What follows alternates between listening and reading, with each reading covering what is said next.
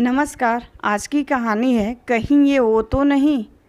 रविवार की छुट्टी के बाद सोमवार की सुबह निशा को बेहद बोर लगती। हर सोमवार की तरह आज भी देर से आंख खुली, हड़बड़ी में उठकर तैयार हुई, नाश्ता बनाया, अपना और अनुज का टिफ़िन पैक किया, फिर सरपट बस स्टॉप की तरफ भागी। सोमवार को वो अक्सर कनॉट प्लेस के लिए 8:30 की चार्टर्ड बस मिस कर जाया करती थी, मगर आज किस्मत कुछ अच्छी थी, जो बस भी उसी तरह लेट थी। वो दौड़कर बस पर सवार हो गई और एक विंडो सीट को हथियाकर गहरी सांस छोड़ते हुए तसल्ली से बैठ गई। बस अगले स्टॉप पर रुकी तो उसमें 3 किशोरियां सवार हुईं और निशा के पिछली सीट पर बैठ गईं। सवारियों के कोलाहल के बावजूद निशा आंखें मूंदे शांत बैठी थी। पिछली सीट से लड़कियों की धीमे धीमे चुहलबाजियों, हास्य ध्वनियों की आवाज़ें आ रही थीं। उनकी कुछ उड़ती उड़ती सी बातों ने निशा का ध्यान खींच लिया। पता है यार, पहले मुझे लगा शायद ये मेरा वहम है, मगर कुछ दिनों से मैंने बार बार नोटिस किया कि वो जब तब नज़रें बचाकर मुझे ही देखता रहता है, बहाने से मेरे आसपास से गुजरता है। कल तो वो मुझसे नोट्स भी मांगने आया था, जैसे पूरी क्लास में एक मैं ही बची हूँ नोट्स देने के लिए। सच? आश्चर्य और जिज्ञासा मिश्रित स्वर उभरा। दिखने में कैसा है? स्मार्ट है क्या? सहेलियों की उत्सुकता बढ़ रही थी। हाँ है तो वाह क्या बात है। तो क्या वो तुझे प्रपोज करेगा? पता नहीं, तू कर दे ना बाबा। घबराहट और संकोच भरे स्वर के बावजूद गूंजती मधुर हास्य ध्वनियाँ, उनकी वो दिलकश चुहलबाजियाँ निशा के दिल को भी गुदगुदा गईं और 4 साल पहले की कुछ ऐसी ही रूहानी यादें किसी बेलगाम सावनी घटा की तरह उमड़ घुमड़ कर उसके स्मृति पटल पर बरस गईं। निशा और उसकी बचपन की सहेली सुधा साथ साथ कॉलेज आते जाते थे और उनमें रास्ते भर इसी तरह की बेफजूल मगर दिलचस्प गुटुर मुटुर चलती रहती। मसलन आज कॉलेज में किसने क्या पहना था, किस लड़के ने उन्हें पटाने की नाकाम कोशिश की, किसका किसके साथ अफेयर है, इत्यादि। कॉलेज ख़त्म करते ही निशा की एक अच्छी कंपनी में बतौर ट्रेनी नियुक्ति हो गई थी। सुधा का ऑफिस भी पास ही था। शाम को घर जाने से पहले आदतन दोनों कुछ देर साथ बैठते, गप्पे लड़ाते। अपने पैरों पर खड़े होने की भावना ने निशा में गजब का आत्मविश्वास भर दिया था। सोच निश्चिंत हो गई थी और दिल के भीतर रह रहकर कुछ इंद्रधनुष के सुनहरे रंग सी कल्पनाएं उभरने लगी थीं। मगर इसमें दोष उसका नहीं, उसकी नादान उम्र का था। यही तो वो उम्र थी जब नज़रें हर राह, हर मोड़ पर उस अनदेखे अनजाने चेहरे को खोजने लगती हैं, जिसको पाकर कुछ और पाने की ख्वाहिश नहीं रह जाती। अपने आसपास से गुजरने वाले हर खूबसूरत चेहरे को देखकर मन पुकार उठता है, कहीं ये वो तो नहीं। उम्र के उसी नाजुक पैदान पर खड़ी निशा का दिल भी कुछ बेकरार सा रहने लगा था और आंखें भीड़ में उस हमसफ़र को तलाशने लगी थीं, जिसका हाथ थामकर आने वाले जीवन का हसीन सफ़र तय करना था। एक दिन निशा अपने केबिन में बैठी थी, तभी उसके बॉस एक अपरिचित नवयुवक के साथ वहां आए। निशा, मीट मिस्टर दिनेश, इन्होंने आज ही हमारे प्रोजेक्ट में ज्वाइन किया है। निशा ने उस युवक को देखा और न जाने क्या हुआ कि उसकी आंखें अनायास ही शर्मसार होकर झुक गईं। ऐसा आकर्षक व्यक्तित्व, इतना खूबसूरत चेहरा, चेहरे पर सादगी और विनम्रता भरी बड़ी बड़ी आंखें। पल भर के लिए निशा को लगा कि जैसे उसके ख्यालों में छाई रहने वाली अनदेखी अनजानी छवि रूप धरकर प्रत्यक्ष आ खड़ी हुई। ज़हन में एक बार फिर कहीं ये वो तो नहीं का गंभीर प्रश्न उभर आया, जो उसकी धड़कनों को तेज कर गया। बड़ी मुश्किल से बेकाबू हुए दिल को संयत कर निशा ने शालीनता से दिनेश का अभिवादन किया। प्रथम परिचय के आदान प्रदान के बाद दिनेश तो वहाँ से चला गया, मगर उसके साथ आया खुमार भरा रोमानी झोंका निशा के दिल पर दस्तक दे वहीं ठहर कर रह गया। पहली नज़र के प्यार के किस्से सुने तो थे, मगर आज निशा ने उसको स्वयं अनुभव किया था। उसके बाद कुछ अजीब सिलसिला शुरू हो गए थे। दिन में उसकी चोर नज़रें बार बार दिनेश की ओर घूम जाती और जब उसे एहसास होता कि दिनेश भी उसे देख रहा है तो घबराहट में वो चेहरा घुमा लेती। नज़रें मिलती तो उसके दिल के तार झंझना जाते। एक ही प्रोजेक्ट पर काम करने की वजह से दोनों को बातचीत के अवसर उपलब्ध होने लगे थे। दिनेश एक बात पूछता तो वो दो आगे की बात भी बता दिया करती। उसकी सहयोगी प्रकृति को देखकर दिनेश भी अक्सर उसी से सहायता लेने आ जाता। दिनेश के हंसी मजाक और खुले गर्मजोश व्यवहार से निशा को लगने लगा कि उसका प्यार शायद एक तरफा नहीं है। और जिस दिन दिनेश ने ये कहा कि निशा अगर तुम ना होती तो न जाने इस ऑफिस में मेरी कैसे गुजर होती, उस दिन उसका शक पूरी तरह से यकीन में बदल गया था। दिनेश के आकर्षण में कैद निशा का दिल किसी चंचल हिरनी की तरह कुनाचे भर रहा था। उसका वेतन अपने लिए कम पड़ने लगा था। ब्यूटी पार्लर जाकर फेशियल, हेयर कलर आदि कराना ज़रूरी हो गया था। अपने पहनावे को लेकर भी वह सचेत हो चली थी।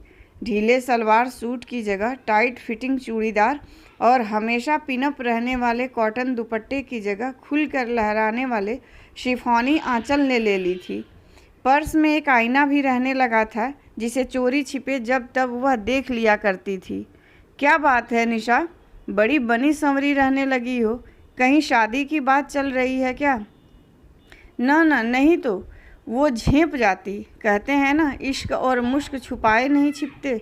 उसके सहकर्मी उसमें आए परिवर्तनों की टोह ले रहे थे और शायद इसका कारण भी जानने लग गए थे, मगर वो सब बातों से बेखबर अपनी ही स्वप्निल दुनिया में मगन थी, जिसमें झांकने का हक सिर्फ उसकी अंतरंग सखी सुधा को ही था। शाम को दोनों मिलते तो निशा दिनेश से जुड़ा एक एक ब्यौरा उसके सामने रख देती। क्या कभी उसने तुझसे साफ साफ कुछ कहा है? एक दिन सुधा ने पूछा। नहीं तो, ज़बान से कुछ नहीं कहता, मगर मैं उसकी आंखों में सब पढ़ सकती हूँ। निशा का स्वर आश्वस्त था। तो तुझे पक्का यकीन है कि वो भी तुझे और नहीं तो क्या? एक दिन कह रहा था कि मेरे बिना तो ऑफिस में उसका एक दिन भी गुजारा न होता। जब देखो मुझसे बात करने के बहाने ढूंढता रहता है। सर भी कह रहे थे कि दिनेश उनसे मेरी तारीफ कर रहा था। निशा लजाती हुई मुस्कुराई। वाह यार, वो कुछ नहीं कहता तो तू ही कह दे, ज़्यादा देर मत करना। हाँ देखते हैं। निशा ने ठंडी आह भरी। निशा के लिए दिनेश का पहल का इंतज़ार करना मुश्किल हो चला था।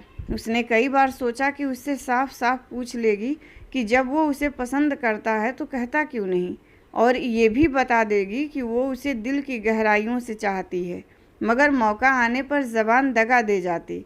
आज भी वो कुछ ऐसा ही सोचकर ऑफिस आई थी, मगर आज दिनेश ऑफिस में नहीं था, किसी से कुछ कहकर भी नहीं गया था। उसके बिना निशा को ऑफिस में बिल्कुल अच्छा नहीं लग रहा था।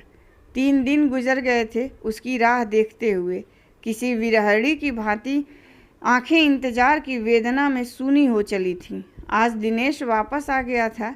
वो कुछ ज़्यादा ही खुश नज़र आ रहा था।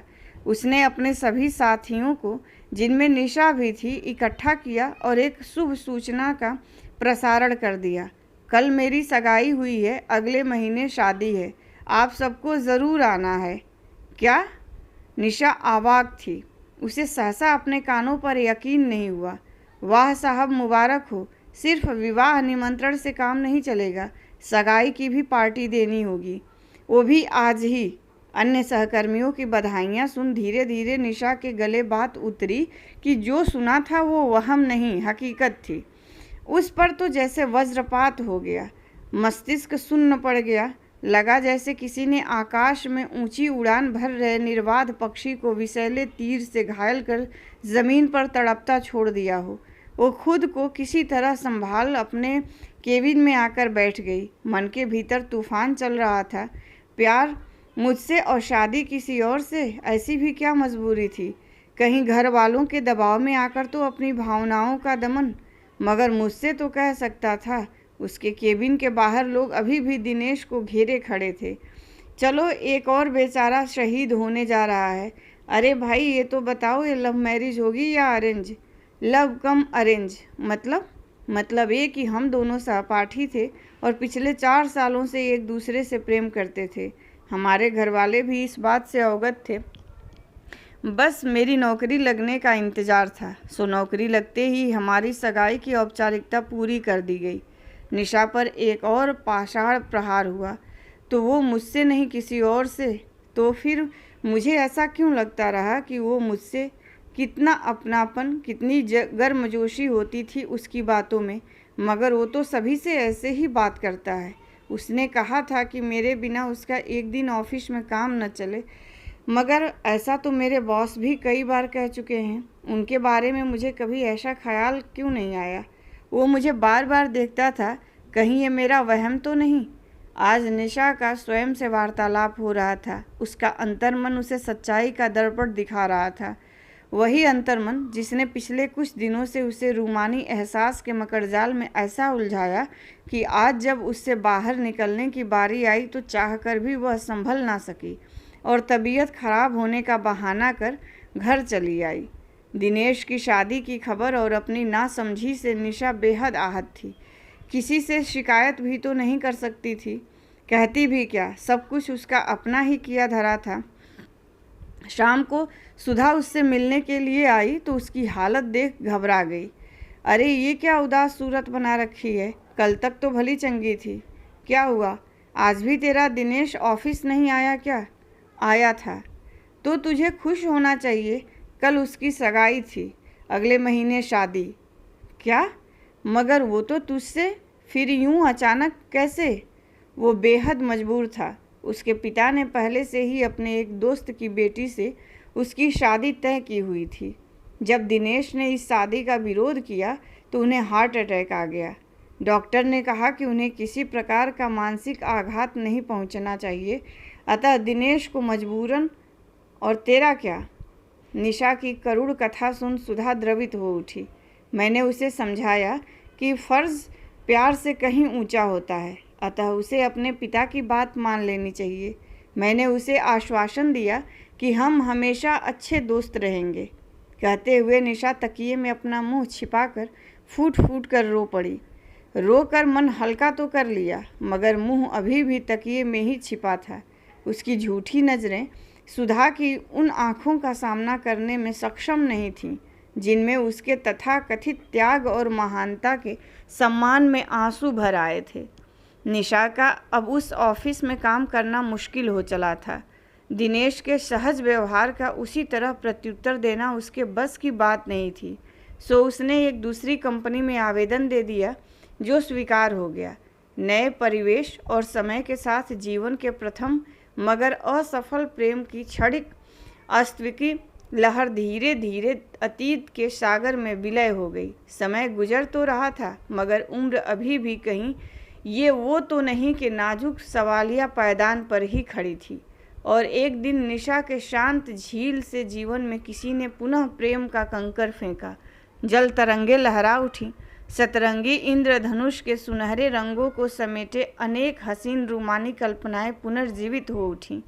और इस बार ये रंग किसी एक के दिल से नहीं बल्कि दो दिलों से निकले थे, जिसका परिणाम ये हुआ कि इसी महीने निशा और अनुज अपने विवाह की दूसरी सालगिरह मनाने जा रहे थे।